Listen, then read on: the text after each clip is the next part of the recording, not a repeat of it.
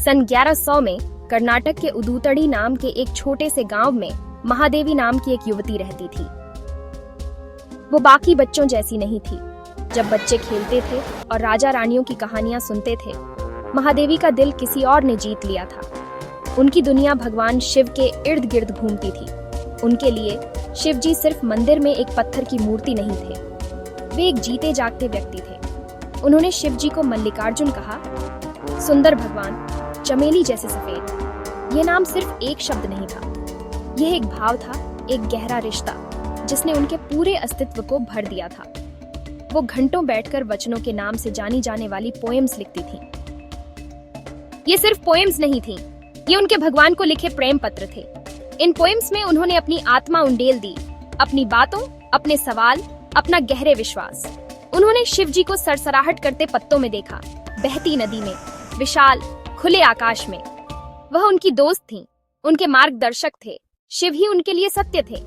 उनके माता पिता उन्हें गर्व और चिंता के साथ देखते थे, लेकिन वे नियम और अपेक्षाओं वाले समाज में रहती थीं।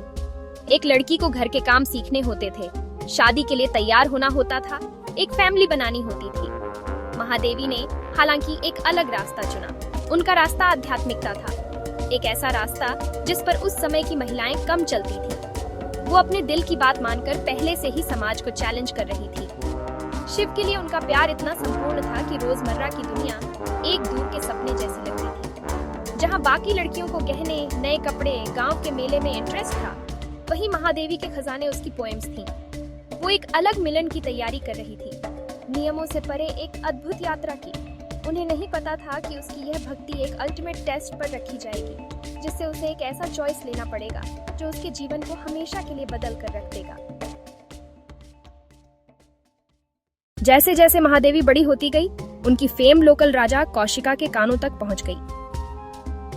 वो उनकी सुंदरता से बहुत इम्प्रेस हुए और उन्हें अपनी रानी बनाना चाहते थे। उन्होंने उनके पेरेंट्स से शादी के लिए उनका हाथ मांगा, पर महादेवी कोई ऐसी वैसी औरत नहीं थी। उन्होंने पहले ही अपना दिल किसी और को दे दिया था। वो खुद को भगवान शिव की दुल्हन मानती थी। एक इंसान राजा से शादी करने का आइडिया उन्हें ऐसा लगा जैसे वो अपने सच्चे प्यार को धोखा दे रही हो। ये मर्दों की दुनिया और देवताओं की दुनिया के बीच की लड़ाई थी, जो एक दृढ़ महिला के दिल में चल रही थी। राजा और उनके परिवार के बहुत प्रेशर के कारण महादेवी ने दुख के साथ शादी के लिए हाँ कर दी, लेकिन अपनी शर्तों पर। उन्होंने शर्तें रखीं। राजा को उनकी स्पिरिचुअल प्रैक्टिसेस या शिव से प्रेम करने में बिताए गए उनके टाइम में इंटरफेयर नहीं करना चाहिए। उनकी मेन कमिटमेंट उनके भगवान के प्रति थी।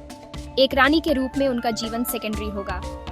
राजा कौशिका अपनी इच्छा से अंधे होकर तुरंत मान गए, यह विश्वास करते हुए कि वो समय और फैंसी चीजों से उन्हें जीत सकते हैं। वो यह नहीं समझ पाए कि उनका डिसीजन कितना स्ट्रॉन्ग था। पैलेस में लाइफ एक कांस्टेंट स्ट्रगल थी। फैंसी हॉल एक पिंजरे जैसे लगते थे, सिल्क के कपड़े जंजीरों जैसे, राजा का अफेक्शन एक अनचाहे इंटरप्शन जैसा। राजा अधीर होकर जल्द ही अपने वादे तोड़ दिए। उन्होंने अपनी इच्छा उन पर थोपने की कोशिश की, अटेंशन और ओबीडियंस की डिमांड की। एक ड्रामेटिक बहस में राजा ने कहा कि उनकी हर चीज, यहाँ तक कि उनके शरीर पर के कपड़े भी उनके थे। महादेवी ने डिक्लेयर किया कि वो उनकी कोई भी चीज नहीं लेंगी। पूरे दरबार के सामने उन्होंने अपने शाही कपड़े उतार दिए। फिर अपने जीवार वो पैलेस से बाहर निकल गईं, राजा को, किंगडम को और सोसाइटी की सभी एक्सपेक्टेशंस को पीछे छोड़कर। उन्होंने अपने लंबे काले बालों से खुद को ढक लिया, मटेरियल वर्ल्ड और उसके झूठे अटैचमेंट से अपना पूरा ब्रेक दिखाते हुए। महल छोड़ना सिर्फ बगावत नहीं था, यह आजादी का काम था। महादेवी अब केवल अपने बालों से ढकी हुई एक नई यात्रा पर निकल पड़ी, एक आध्यात्मिक तीर्थ यात्रा। वह नंगे पैर चलती थी, एक घुमक्कड़ पवित्र व्यक्ति, एक नग्न संत जो समाज ने एक महिला के लिए बनाए हर नियम को चुनौती दे रही थी। उसका दिखना चौंकाने वाला था, बहुत ज्यादा, बहुत विवादास्पद। लोग घूरते थे, तिरस्कार, आश्चर्य। आदमी उसका मजाक उड़ाते थे, उसकी इज्जत पर सवाल उठाते थे, उसकी सैनिटी पर सवाल उठाते थे। लेकिन महादेवी निडर थी। उसने सिर्फ अपने कपड़े ही नहीं, बल्कि जज किए जाने का अपना डर भी त्याग दिया था। उसकी नग्नता एक पावरफुल स्टेटमेंट था। शरीर टेम्परेरी है, लेकिन आत्मा हमेशा रहती है। उसकी यात्रा कठिन थी, भूख, हार्श मौसम, जंगल के खतरे। फिर भी उसकी आत्मा मजबूत रही, बल्कि वह और भी बढ़ी। महल की सीमाओं और समाज के नियमों से मुक्त होकर उसकी क्रिएटिविटी खिल उठी। इस समय के उसके वचन उसके सबसे पावरफुल वचनों में से हैं, रॉ इमोशन से भरे हुए, मिस्टिकल समझ और अपने डिवाइन पति शिव के लिए एक स्ट्रॉन्ग लॉन्गिंग से भरे हुए। उसने सब कुछ सवाल किया, समाज का फेक व्यवहार, डिसेंसी का मतलब, सच्चे प्यार का स्वभाव। उसने तर्क दिया कि अगर भगवान हर जगह हैं, तो शरीर का कौन सा हिस्सा बुरा है। उसकी कविता उसकी कवच और उसकी आवाज बन गई। उसकी यात्रा आखिरकार उसे कल्याणा ले गई, जो स्पिरिचुअल डिस्कशंस का एक लाइवली सेंटर था। यहाँ संतों और मिस्टिक्स के एक बड़े समूह ने अनुभवा मंटापा नामक एक समुदाय बनाया था। यह एक ऐसी बैठक थी जहाँ सभी तरह के सीकर्स, चाहे उनकी सोशल क्लास या जेंडर कुछ भी हो, अपनी स्पिरिचुअल इंसाइट साझा कर सकते थे। महादेवी, नग्न महिला संत, इस रिस्पेक्टेड समूह में शामिल होना चाहती थी। उसका प्रवेश आसान नहीं था, उसे डाउट का सामना करना पड़ा और महान संत अल्लामा प्रभु ने उससे सख्ती से सवाल किए। अल्लामा प्रभु ने उसकी डिटर्मिनेशन और उसकी डिवोशन की असलियत को परखा। उसने उसकी नग्नता पर सवाल उठाया, क्या यह सच्चा डिटैचमेंट था या सिर्फ दिखावा?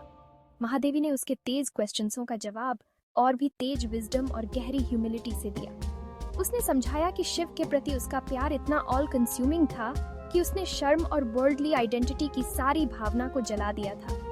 उसकी मजबूत बिलीफ और स्पिरिचुअल अंडरस्टैंडिंग से इम्प्रेस्ड होकर अल्लामा प्रभु और अन्य संतों ने आखिरकार उसे अपने समूह में स्वीकार कर लिया।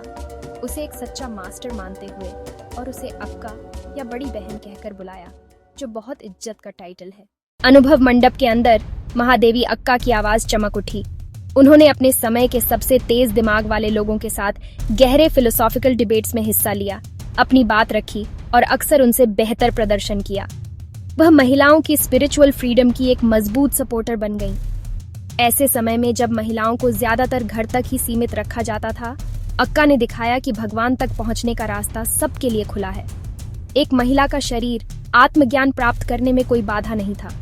उनकी लाइफ ने ही साबित कर दिया कि सच्ची आजादी अंदर होती है और उसे समाज द्वारा दिया या छीना नहीं जा सकता।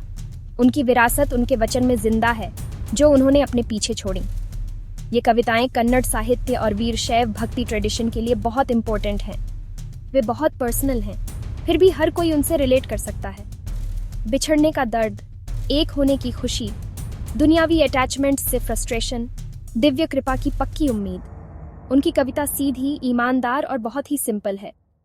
वह चन्नमल्लिकार्जुन से एक लवर की तरह बात करती है, एक पति, एक मास्टर, पवित्र और मानवीय के बीच की लाइंस को धुंधला करते हुए। कल्याण के बाद उन्होंने अपनी आत्मा की आखिरी पुकार महसूस की। वह श्री शैलम के पवित्र पहाड़ पर गईं। वहां के घने जंगलों में माना जाता है कि वह दिव्य शक्ति के साथ एक हो गईं। वह फिजिकली गायब हो गईं, लेकिन उनकी स्पिरिचुअल प्रेजेंस और भी स्ट्रांग हो गई। वह एक लेजेंड बन गईं, साधकों को प्रेरणा देती हुई, कवियों को, विद्रोहियों को। उनकी लाइफ छोटी थी, लेकिन उनका इम्पैक्ट बहुत बड़ा था। आज 800 साल से भी ज्यादा समय बाद वह स्पिरिचुअल रिबेलियन और फेमिनिस्ट स्ट्रेंथ का सिंबल बनी हुई हैं। उनके वचन आज भी घरों में गाए जाते हैं और मंदिरों में और दुनिया भर के स्कॉलर्स द्वारा पढ़े जाते हैं। वे हमें याद दिलाते हैं कि सच्ची आध्यात्मिकता अपने दिल की सुनने में है। वे हमें अथॉरिटी पर सवाल उठाना सिखाते हैं, ट्रेडिशन से आज़ाद होना और अपनी सच्चाई का पीछा करना। उनकी जर्नी दिखाती है कि सबसे बड़ी लव स्टोरी ह्यूमन सोल और डिवाइन के बीच की है। एक ऐसी कहानी जो उन लोगों के दिलों में आज भी चल रही है जो खोजने की हिम्मत करते हैं।